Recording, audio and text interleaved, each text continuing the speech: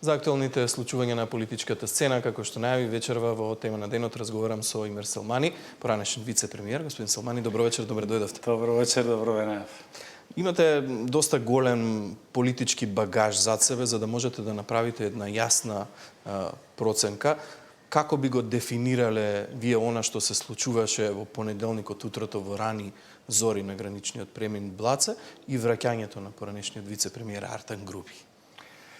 Од перспектива на држава или од поглед на држава кога гледаме работите, значи е добра вест што сепак господинот Артан Груби одлучи да се врати, да се предаде на правдата и на државните институции, да се соочи со обвиненијата и да се докажува неговата вина или евентуално неговата невиност. Затоа што нели има презумпција на невиност и така натаму. И тоа е добрата вест. Меѓутоа, некако како за неколку часа да спласна, да кажеме, тие позитивни чувства кај добар дел од јавноста, кога некако преку ден се одлучи на брзина да се обвинителството побара куќен притвор и сега тука се поделине емоциите во јавноста. Не зборуваме од поглед сега на државата, затоа што и тоа е правен акт согласно законот, значи да се побара домашен притвор. Не е ни прв пат, ни последен пат да се побара за некого домашен притвор. Меѓутоа во јавноста како едно чувство на зачуденост заради тоа што имаше нели година и повеќе дена потрага, па многу заинтересирани не само новинарите, туку јавноста пошироко кај се наоѓа, што се наоѓа и така натаму. Значи, мешани чувства, со една реченица, добро е што се врати, добро што се соочува со правдата и добро е да биде пример и останати, а мислам дека има уште останати бивши политичари кои што на некој начин не се соочиле со правдата и тие да дојдат да се соочат со правдата, меѓутоа сепак самата доверба во правниот систем со толку низок процент кај јавноста секогаш остава еден впечаток дека да, вратен, дојдене тука, ќе соочи, меѓутоа да нема можеби некоја заден договор или позадински договор, што ќе се случи и така натаму. Како граѓанин и како граѓани ние сме приморани да веруваме на системот. Значи немаме друг начин како да ја тераме правдата. Затоа ги охрабруваме како граѓани институциите да постапат максимално согласно законот и секој сепак кој се огрешил треба да си одговара без разлика на кое ниво, на која позиција си бил. И тука треба сепак државата, обвинителството и судството да дадат јасна една порака преку практични примени на законите дека секој граѓанин на државата без разлика на својата социјална позиција подлежи на ист аршин на правило. Да се нема чувство дека некој многу лесно поминува, затоа што некако можеби грешам, можеби еден дел од јавноста и греши. Меѓутоа, доста експлоатирани случаеви со да кажеме со сомнежи дека се работи за огромен криминал, корупција, имаше пред некој ден нели за Рек Битола некој од изведувачите таму, мислам дека почесен конзул на Белорусија, исто така заврши во притвор, па после тоа заврши во куќен притвор, па знаете во јавноста и сите овие големи случаеви некако завршуваат до некои домашни притвори кои што понатаму не се знае како ќе завршат до крајот и така натаму. И затоа тука јавноста во дилема секојаш се поставува. Од една страна ги поздравува сите овие мерки кога да против некој што се огрешил има постапка, меѓутоа некако понатаму како да спласнува да кажеме тоа охрабрување дека навистина ќе имаме докрај во правна смисла, правна држава која што ќе биде еднаква за сите. Пак викам, ние не сме меродавни, не можеме само нашето лично мислење да го произнесеме тука. За утврдување на вина сега ќе мора да почекаме постапка. Треба и да се почека и треба да се поминат сите инстанции на институциите да се согледат сите докази и сите, да кажеме, и на одбраната и на обвинението, за да се донесе правичен суд. Сега отворивте некако како две подпрашања на ова главното со вашите ставови. Прво ќе ве прашам за одговорноста на политичките партии. Еве гледаме деновиве како меѓусебно се обвинуваат власта и опозицијата. Зборувам овде за ВМРО, ДПМН и СДСМ, дека имаат по едните велат дека СДСМ вели дека ВМРО ДПМН има некаков договор со ДУИ, ВМРО вели дека СДСМ се тие кои што имаат договор со ДУИ. Кое според вас е поверојатно и како ваквите изјави во јавноста веруваат на или делуваат врз довербата на граѓаните врз системот? Значи, ваквите изјави на сериозни политички партии делуваат токсично во јавноста. Значи, најодговорно тврдам, значи делуваат токсично во јавноста и тие малку проценти што во јавноста последната декада или декади правосудниот систем кај нас ја има како поддршка се разнишува. Затоа што секое обвинување големо од големите политички партии дека другата страна нешто си направил некој дел не иде во насока на функционалност на правната држава. Пак викам, може од сето тоа да има нешто. Меѓутоа, не можеме ние граѓаните да ги труеме цело време со обвинувања дека еве другите се многу лоши, ние сме добрите, затоа што едноставно сите ние, поготово политичарите, политичките партии, ги имат по луѓите, инструментите на власта да направат нешто повеќе и подобро за да профункционира нашиот правен систем. До вчера беше коалицијата предводена од СДСМ, можеше тоа да го направи преку дела.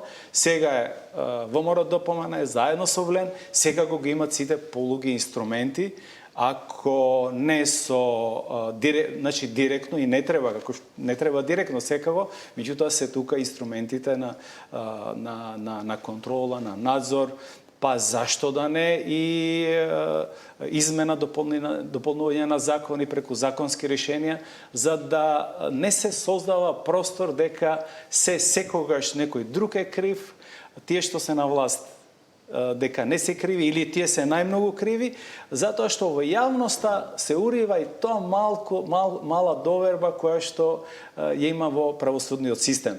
И едноставно луѓето тогаш викаат ако може некој што се огрешил на висока позиција, зашто да не се огреши некој што е на некоја мала позиција, не знам, чуварот, не знам, редорот и така натаму. Тоа го урива, го убива нашиот правосуден систем и воопшто довербата во правото. Знаете, наша стратешка цел е Европската унија, а едни од клучните барања на Европската унија за наше полноправно членство е владењето на правото. Правото и владењето на правото секако секој со презумпција на невиноста, меѓутоа тоа право да важи секако за секого поединечно без разлика на име, презиме, социјален статус. Сега морам да ве прашам и нешто друго. Вие споменавте неколку случаи кои што се појавиле во јавноста. Оправдани се реакциите на граѓаните и сомнежите ако погледнеме што се случувало претходно. Вообичаено многу ретки се вакви случаи кога некој од бегство ќе дојде па мерката притвор ќе му биде заменета со куќен притвор. Неодамна имаше еден таков случај со познат бизнисмен кој што потоа отвори други постапки, излегоа приведување на поранешен државен правобранител, па имаше претрес во домот на родители на познат судија и тоа произлезе дека имало некаков договор за да следи таква постапка. Ова дополнително во јавноста отвори прашање дали некој треба да стравува од можноста Артан Груби да направил таков договор и можностите за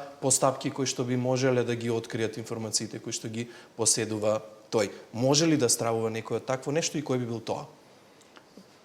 Неблагодарно е да прогнозираме, ниту јас, ниту вие, ниту било кој може да стравува, затоа што Артан Груби сепак беше вице-премиер цел еден мандат, имаше висока, моćна позиција, малтене беше на ниво на премиер во делот на... Тој беше прогласен за на владењето на коалицијата. Точно така, не само прв вице-премиер, меѓутоа по однос на водење на седници, носење на одлуки, иницијативи и така натаму, имаше огромна политичка моќ. и се гледаше како еден од не само експонентите, туку и првите, да не кажам прв човек, десна рака на господинот Али Ахмети. Впрочем, неговата толку голема политичка моќ беше причина и за огнената група, формирање на поделба прв пат после 20 години, да се одвои еден дел од телото на ДУИ на чело со господин Изет Меджити, една голема добра група на поддржувачи, функционери, активисти на ДУИ, кои што на некој начин и направија доволно голема штета за да ДУИ не биде дел од власта и во овој парламентарен состав, да не биде дел од мнозинството. Така што Значи, да заклучиме, има информација. Артан Групи не само што има информација, секако дека Артан Групи како моќан политичар ги имал најосетливите информации во случувањето не само во својот ресор и во останатите ресори. Така што јас секако не можам да предуцирам, меѓутоа секако дека тој лично има доволно информации да, ако сака да ги употреби или злоупотреби, еден дел од неговите бивши, да кажеме, соработници може да треба да стравуваат. Господин Салмани, сега многумина кои што ги анализираат случувањата велат дека ова е чекор кој што отвара можност за предвремени парламентарни избори, ако се погледне од аспект на можноста за некаков договор помеѓу ВМРО, ДПМН и ДУИ. Би можеле ли воопшто да размислуваме во таа насока? Повеќе чинители можат да ја носат државата во предвремени парламентарни избори. Јас мислам дека тука помалку како чинител го гледам ДУИ, иако она успеа да направи доста промени во своите редови, се реформираше, смени над 2/3 од своите раководни функционери, донесе нови кадри, свежи кадри, непознати до тогаш имиња и така натаму. Буквално својата домашна задача си ја заврши и некако како да се спрема за тие предвремени избори. Јас мислам дека ниту ДУИ, па ниту ВМРО нема да биде или не сака да биде причината за нови парламентарни предвремени избори, туку единствена причина според мене, како со најголем импакт фактор е ВЛЕН. Дали ВЛЕН ќе успее да се консолидира, да стане една политичка партија, формално правно да функционира како едно тело, за да се фокусира не само на себе си, туку да се фокусира и на државните обврски задачи што ги има преземено. Добар дел од ресорите во државата се водат од министрите на ДУИ или од директорите на ДУИ. Максимално да се посвети на испорачување на резултати. Мислам дека тука лежи прашањето, ако успее ВЛЕН да се реформира, да се регистрира како една политичка партија, веројатно нема да има потреба од предвремени парламентарни избори. Меѓутоа, ако продолжи внатре помеѓу себе да се подкопуваат, како што Зошто гледавме... Зошто се случува тоа? Еве гледаме последен конфликт има помеѓу Алију и вице-премиерот во владата, па дури и нови крила формирале во партиските.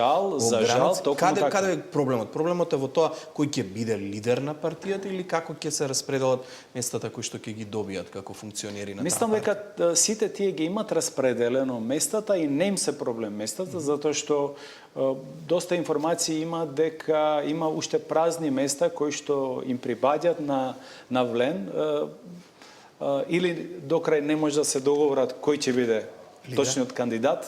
Меѓутоа, околу лидерството и лидерот, мислам дека тука е најголемото прашање. Нели, постојат размислувања кај нив, и тоа јавно тоа го кажуваат, не го кријат, дека еднашка на почетокот беше идејата со еден председател, па сега повеќе владе со копредседатели, со ротација помеѓу двајцата кои што се очигледно најмоćни по гласачко тело и по политичка моќ, тоа се Изет Меджити и господин Билјал Касами. Меѓутоа, тука се и останатите партнери на ВЛЕН кои што очигледно не се согласуваат до крај со таа математика, па тука своите амбиции ги стават на маса. Меѓутоа, да се вратам на првичното прашање одговор, причина за предвремени избори може да биде ВЛЕН.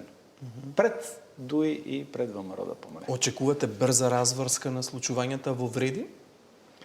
Па немат премногу време, јас мислам дека до летоска на било кој начин тие треба да се формализират и се форматизират како една политичка партија, без разлика дали со еден лидер или со двајца копредседатели по моделот, мислам дека на политичката партија на Вјоса Османи во Албанија, во Косово. Меѓутоа, тоа треба да го направат и треба структурата надоле да се шири во сите општини. Инаку вака сега, она што го знаеме, е дека во една општина сите 4 или 5, да кажеме, структури политички имат своји ограноци, подограноци, структури, каде што некаде се работуваат подобро, некаде се работуваат помалку, и тоа не им иде во нивен, да кажеме, скор, за да имат добар резултат било кои наредни избори. Значи, едноставно морат, ако сакат да бидат политичка сила, а и здраво е за државата. Здраво е за државата да има една политичка партија која што носи одлуки, која што носи брзи одлуки, го имам од една страна ВМРО да помене како голема, најсилна политичка партија во политичкиот живот во државата. Влен, која што, ако сака да биде пак брза, експресна во испорачување резултатите, мора да има точка на носење, место на носење на сите тие одлуки, а не вака сега во некои колективни тела и така натаму, каде што често пати се случува да по одредени прашања дури не се ни толку до крај синхронизирани. Здраво е за државата. На крајот на денот, сепак ние имаме стратешки амбиции. И не бегаат ниту политичките партии, ниту граѓаните од нашите стратешки цели, Европската унија и НАТО.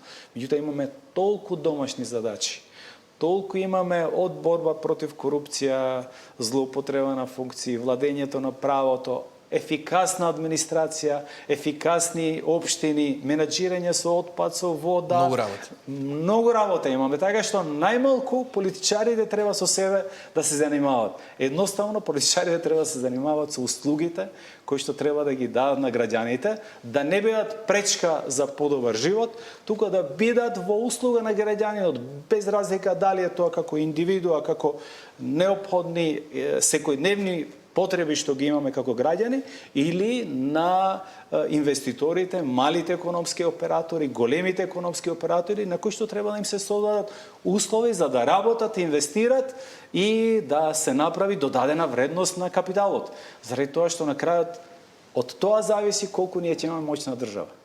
И колку подобар живот ќе имаат граѓаните. Апсолутно, каков стандард ќе имаме. Значи, да, тоа зависи колку плата ќе имаме, меѓутоа и тоа како ќе стигнеме до дома. Дали ќе имаме добри патишта, дали ќе имаме велосипедска патека, дали ќе имаме зеленило, дали ќе имаме место за рекреација. Значи, сето тоа е, значи, еден паралелен раст и пораст на животниот стандард. Значи, мора да се посветиме во сите пори на живење. Не може, значи, само на еден фокус. Да, владењето на правото е многу битно. Артан Груби супер што се врати, даде на добра порака, дај Боже да излезе, значи, целиот процес до крај транспарентно, да се заврши целата постапка, да биде добар пример и за останатите политичари кои што се уште не се достапни на правниот систем на државата, меѓутоа не се живе од тоа. Значи, сепак граѓанинот бара добро училиште, добро здравство, добра социјална политика, училишта за децата, градинки, тротоари, хигиена, вода. Значи, има многу други работи од кои што зависиме сите ние, а се во рацете на политичарите, се во рацете на локалната власт или на централната власт. Да, многу јасни пораки, господин Салмани. Благодарам многу за